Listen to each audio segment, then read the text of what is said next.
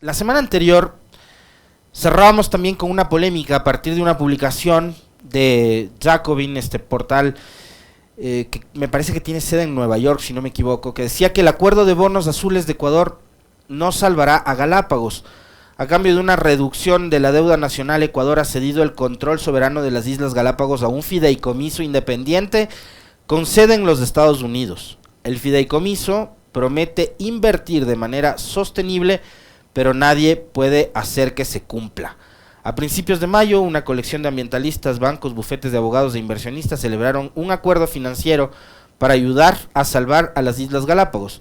Puede que haya sido prematuro, eso decía como introducción esta nota, así que le preguntamos a Daniela qué tan cierto es lo que se denunciaba a partir de publicaciones como la de Jacobin y qué tanto tenemos que preocuparnos los ecuatorianos sobre el tema soberanía nacional en las Islas Galápagos. Bienvenida, Daniela. Gracias, un gusto, Alexis. Gracias por la invitación. Así es, creo que el canje de deuda de Ecuador ha tenido mucha repercusión a nivel internacional, no solo porque es uno de los más grandes en monto, por lo menos hasta el momento, sino también por todo lo que involucra y la importancia que tienen las Islas Galápagos, no solamente para Ecuador, ¿no? Hay una serie de preocupaciones que surgen a partir de la forma en que está estructurado este canje. Quizás podrías tratar de hacer un resumen primero de en qué consiste el canje, cómo está estructurado y a partir de ahí ir mirando, digamos, las aristas donde encontramos mayores preocupaciones, por lo menos desde la sociedad civil ecuatoriana, los académicos, la sociedad civil en general que viene trabajando el tema de deuda, como es el caso de Latindad. Perfecto, Daniela, empecemos por ahí entonces. Perfecto. Bueno, un canje quizás de manera más general, en este caso nos puede servir para ilustrar el caso de Ecuador, es intercambiar una deuda por otra, un instrumento por otro, para obtener algunas mejores condiciones, ¿no? En el caso de Ecuador, lo que se hace es intercambiar una deuda por otra, pero a un monto menor, con un mayor plazo, quizás con una tasa de interés distinta, para generar cierto, llamémosle ahorro, y con ese ahorro poder ejecutar proyectos cuando se habla de canje de deuda por naturaleza, o en este caso de deuda por conservación marina. La idea es que este ahorro se destine justamente a la implementación de proyectos de conservación, protección, no solamente de los océanos, sino, digamos, de las especies que habitan ahí. En el caso de Ecuador, lo que se hace es una emisión de unos bonos azules, Ujú. avalada, digamos, organizada por Credit Suisse, pero no es Credit Suisse quien emite los bonos, ¿no? Sino le llaman un vehículo de propósito especial, en inglés es SPV, que es, digamos, como una entidad que se crea para ciertos fines financieros, puede ser una entidad temporal, ¿no? En este caso se crea esta entidad, emite los bonos azules y con estos recursos obtenidos a partir de esos bonos, Ujú. lo que se hace es comprar la deuda, bonos de Ecuador, pero a un valor menor, es decir, alrededor de 1.600 millones de dólares de deuda que tenía Ecuador, se compran con 656 millones de dólares, ¿no? Entonces ahí hay una diferencia.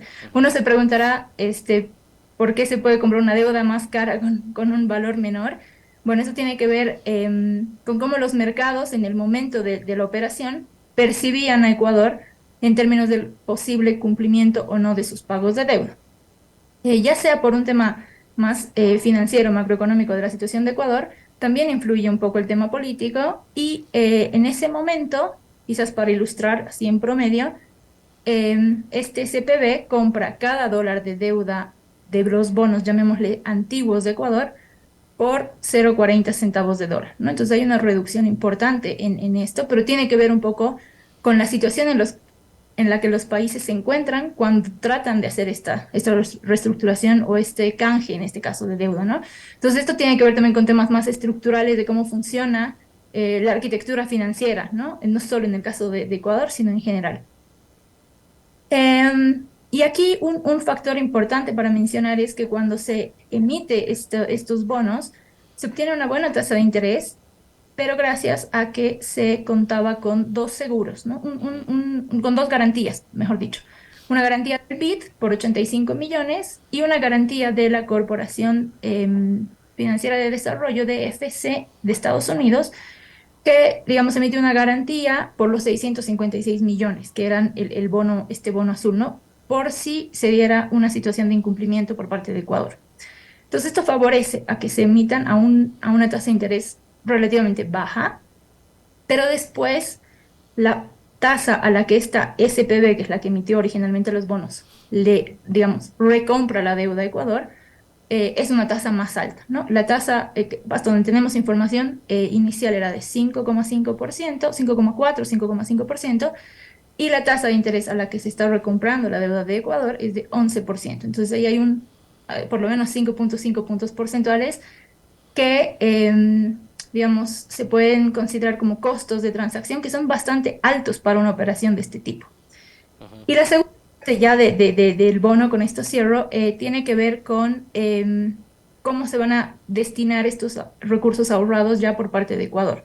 Y para ello se ha establecido este Galápagos Life Fund, que es, digamos, la entidad encargada de administrar los recursos y los proyectos que se van a realizar. Como bien lo decías, tiene base en Estados Unidos, está en Delaware, que de alguna manera también aumenta la opacidad a todo el proceso, ¿no? Delaware es un paraíso fiscal. Es considerado un paraíso fiscal. Algunos quizás no lo toman así en términos técnicos, digamos legales, pero tenemos que, bueno, ahí hay incluso muchas más firmas registradas que habitantes, ¿no? Por todas las facilidades que se les da en términos de que prácticamente no se pagan impuestos, algunos temas igual legales ahí que favorecen a las firmas. Entonces, en ese sentido, como decía, aumenta la opacidad a este proceso. Aquí igual podría mencionar el tema de que esta SPB, al final, sí hay un montón de instituciones financieras relacionadas que están como en una cadena más o menos jerárquica, pero no se conoce quién está en el tope de esta jerarquía, ¿no? Entonces no conocemos quién está detrás de la institución que ha emitido estos bonos. Y por otra parte, ya para aquí sí cerrar y aterrizar, quizás en la nota que comentabas al inicio, tiene que ver con la gobernanza de este Galápagos Life Fund, ¿no? Entonces, estos ahorros se van a ir destinando anualmente al fondo, pero la administración, la gobernanza para la toma de decisiones en el fondo, quizás es lo más problemático, ¿no? Aquí son 11 personas que van a conformar el directorio sí, o el consejo. 6 son personas que no son parte del gobierno, ¿no? Yeah. Son 6 más bien representantes de la parte más privada de la operación. Y 5 van a ser, entiendo, ministros que están ahí, está la lista, si quieren se las comento. Pero ya hay una mayoría, digamos, ¿no? De los inversores privados. Entonces, la pregunta es, ¿van a velar por el mayor y mejor interés de la conservación en este caso, del territorio ecuatoriano para los ecuatorianos? Empresas que son de afuera y que en su mayoría están basadas en Estados Unidos, o van a primar más las decisiones del Estado ecuatoriano, ¿no? Y esto no tiene que ver solo con el gobierno actual, sino este fondo está pensado por lo menos para los siguientes 18 años. Entonces, creo que es un tema de suma importancia para Ecuador, y aquí es donde entra el problema de la soberanía, ¿no? ¿Quiénes van a decidir sobre el territorio ecuatoriano?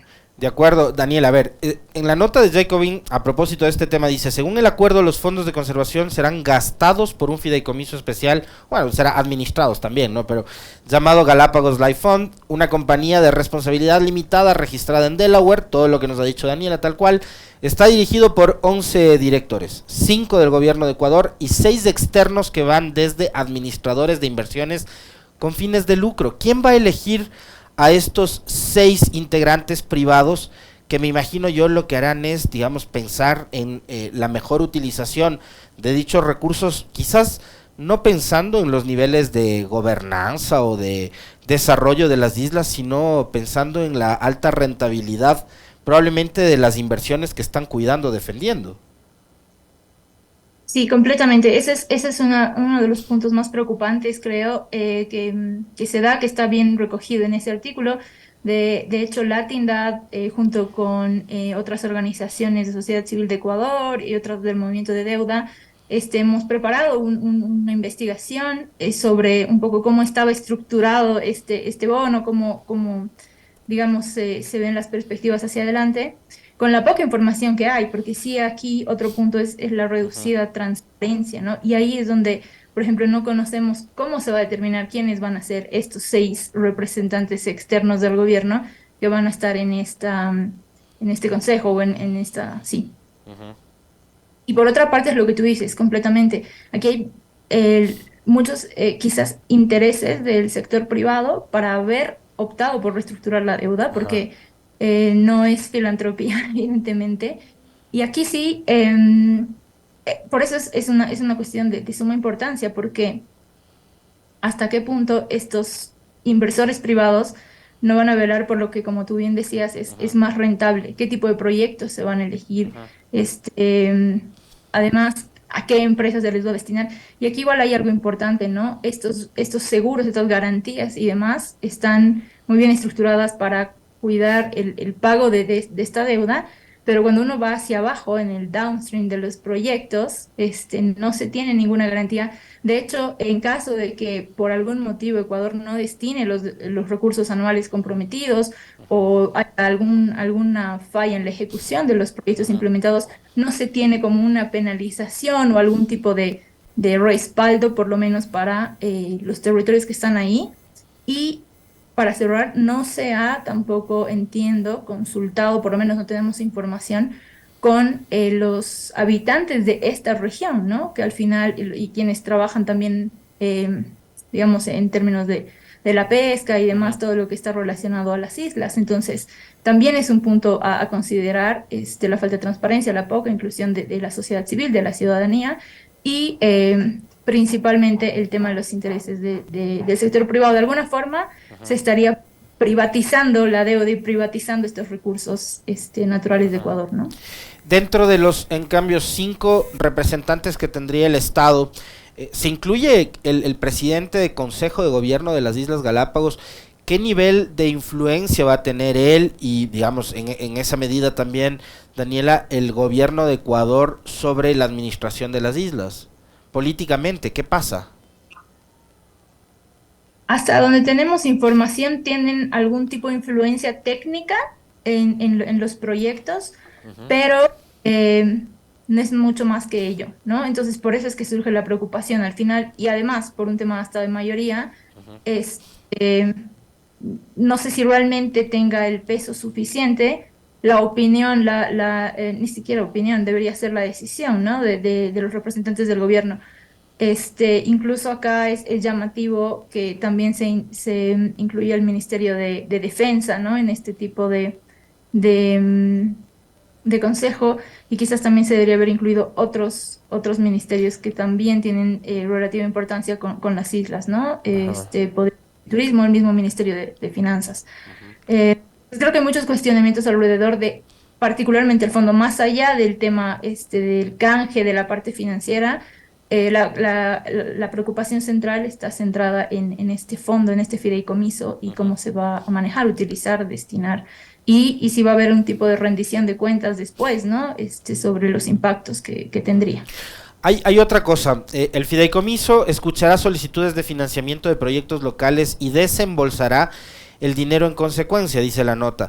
La idea es invertir en proyectos que hagan crecer la economía de las Islas Galápagos, dominadas por la pesca y el turismo, mientras se protegen los océanos vulnerables de una región famosa por su biodiversidad. Y ahí, por ejemplo, me viene a la mente, Daniela, un conflicto que había hace algunos meses atrás por la falta de autorización para la construcción de un gran proyecto hotelero, es este famoso Punta Carol y no sé qué. Entonces, si están apuntando a fortalecer la pesca y el turismo, ¿qué va a pasar? O sea, ¿van a poder ingresar grandes buques pesqueros a las islas? ¿Van a poder construir, no sé, mañana yo consigo un préstamo de N cantidad de millones de dólares, voy, me compro un terreno y puedo construir un hotel en Galápagos sin necesidad de cumplir con todos los requisitos que se requieren en las islas por, además de esa enorme sensibilidad, tratarse de un espacio de sumo cuidado, en donde además hay que preservar la categoría de patrimonio natural de la humanidad que nos entregó la UNESCO y tales? De paso preguntarle, ¿qué tanto riesgo podría correr justamente esa calificación de patrimonio con respecto de esto? Absolutamente. De hecho, es hasta contradictorio lo que se anuncia a partir de este fideicomiso, porque para potenciar ese tipo de actividades creo que se tiene que tener sumamente en cuenta, y esto no está contemplado por lo menos en ninguno de los documentos a los que hemos tenido acceso, el tema de la regulación también ambiental, ¿no? Y aquí creo que hay una grande asimetría de información y grandes riesgos, de hecho, sobre justamente estos proyectos que desde mi punto de vista son contradictorios con el fin último de conservar, preservar los reservorios marinos en las Islas Galápagos. Y por otra parte, todas las cuestiones que tú planteas son absolutamente válidas, nos las hemos hecho nosotros, pero hasta el momento no tenemos claridad sobre cuál va a ser, cómo se va a ir conformando la decisión de este tipo de proyectos. Y por eso es que hago hincapié nuevamente en esta falta de transparencia y de claridad por parte del Estado, y por eso es que surgen estas preocupaciones, ¿no? Entonces creo que ahí es importante que los ciudadanos, que todos los habitantes de Ecuador comiencen a levantar la voz haciendo estos cuestionamientos, porque son de vital importancia, y muchas veces los efectos que tienen las actividades económicas no necesariamente pueden ser después, digamos, no se puede retroceder a algunos efectos, ¿no? Entonces creo que aquí es importante. De hecho, tienen un montón de especies que son que se encuentran únicamente en los reservorios de las Islas Galápagos. Entonces, creo que es un tema muy, muy importante, y es necesario que también entren aquí a dialogar los movimientos, no solamente los que trabajan en temas más de justicia económica, sino también los del medio ambiente, ¿no? Daniela, para irme al inicio de la conversación, tal y como está planteado, a mí me va quedando clara además cuál es la postura suya sobre este tema, pero quizás con un poco más de énfasis, a pesar de lo que ha dicho el gobierno a través de una serie de comunicados que han emitido desde el pasado viernes, ¿se está o no se está cediendo soberanía? Porque el gobierno dice no se está cediendo soberanía con el canje de esta deuda, pero hay quienes sostienen que sí. Por todo lo que hemos venido conversando, a mí me queda clarísimo que el Ecuador ha cedido soberanía sobre las Islas Galápagos. Sí, a partir del análisis que hemos realizado y hemos tratado de ahí de ir mirando, investigando los nexos, las posibles conformaciones y todo lo demás, como más o menos lo he venido comentando, hay un tema muy importante de soberanía. Quizás no es que se ha cedido la completa soberanía, pero se ha menoscabado, por lo menos para uno de los, digamos, uno de los patrimonios más importantes que tiene Ecuador. Entonces, evidentemente hoy las decisiones sobre la conservación y preservación de las islas no está en manos del gobierno a partir de este canje, por lo menos, ¿no? Acá se habla mucho sobre, por ejemplo, cuando vamos a hacer, digamos, o cuando se está analizando, estudiando esto de explotación minera o petrolera en espacios considerados patrimonio natural o de alto impacto ambiental, como conversábamos hace un momento también con nuestra anterior entrevistada, Daniela, y se habla mucho sobre la consulta, ¿no?, a los ciudadanos. En este caso, habría sido conveniente por lo menos abrir un poco de debate o socializar lo que pensaba hacer el gobierno de Lazo con los habitantes de las islas, porque me pregunto yo, digamos, si esta preocupación la tenemos usted, yo, quienes vivimos acá en el continente, que quienes hemos tenido la suerte de conocer y de visitar las islas, sabemos lo maravillosas que son, la riqueza natural que tienen, etcétera, etcétera, etcétera, y además lo que implican para el Ecuador tener el dominio, el control y la soberanía sobre estas islas. A los ciudadanos de las islas, ¿debían haberles por lo menos consultado, socializado este tema? Sí, absolutamente. De hecho, esto debería haber sido una parte principal del proceso Ujú. previo, ¿no? Antes de siquiera comenzar a estructurar este canje. Y por otra parte, ahora que, bueno, ya está, digamos, dado, tampoco se ve que se estén realizando esfuerzos por involucrar a estos ciudadanos que habitan en esta región. Y debería ser crucial. De hecho, incluso deberían ser parte o deberían tener representación en este consejo de este fideicomiso porque son quienes se van a ver afectados en primer plano de las decisiones que se tomen y son quienes mejor conocen la realidad, las necesidades y lo que se requiere para conservar y preservar esta área. Entonces, creo que aquí hay una deficiencia, una falta, una deuda de parte, por lo menos, del Estado para incorporar la representación en este caso, ¿no? Y en todo caso, lo que se tendría que hacer es por lo menos proceder a hacer consultas y tener el aval también de la ciudadanía Ujú. para la implementación ya de proyectos, porque en este punto quizás es difícil modificar, digamos, la estructura y la gobernanza como ya está dada, pero creo que se tendría que tratar de buscar por lo menos soluciones porque, como lo decía, ¿no? Es vital, es de vital importancia este tema. La comunidad internacional, más allá de los esfuerzos que se hagan acá en Ecuador, debería también pronunciarse y estar al tanto de lo que están haciendo en Galápagos, Daniela. Sí, absolutamente. De hecho, uno de los mayores riesgos que nosotros vemos con el canje es que se lo está tomando como un gran ejemplo, un ejemplo exitoso y que se quiere replicar con las mismas organizaciones financieras privadas en otros países, y no solamente en América Latina, sino hay varias intenciones ya expresadas en África. Pero una vez más, aquí estamos incurriendo en un montón de riesgos, falta de transparencia, se está afectando la soberanía de los países y al parecer la concepción más generalizada tiene que ver con que es un caso exitoso. Quizás aquí podría aprovechar de comentar que así como Latindad junto con las organizaciones de sociedad civil de Ecuador, académicos de Ecuador y también algunas organizaciones internacionales que trabajan en el tema de deuda, se ha preparado un pronunciamiento alrededor de todos estos temas que hemos conversado hoy, de manera un poco más quizás detallada, con toda la información contenida allí, y va a ser público a partir ya de esta semana.